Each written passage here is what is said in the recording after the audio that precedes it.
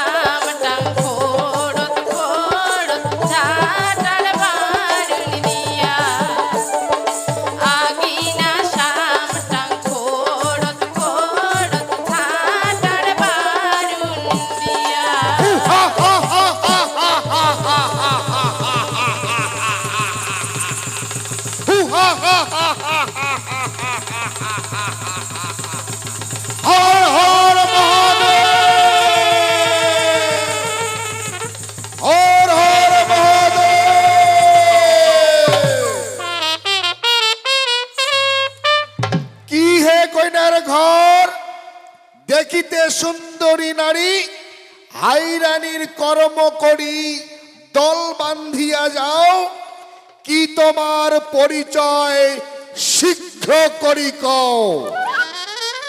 আরে ও গোলামের বেটা ডেকুয়া মরা ডুকরিস কানে না করিস আর ঢং ভাল চাস্তা ঘাটা ছাড়ে না হইলে খাবু ঝাটার ডাক। চিনিলং তোমরা আমারে জাতি না করেন আর হাতাপাতি আমরা ছাড়ি দিলং ঘাটা নাও। ও ছাইরানির কন্যা যেতি তোমার মন যায় সেতি কোনা যাও। উহা হা হা হা হা হা উহা হা হা হা উহা হা হা হা।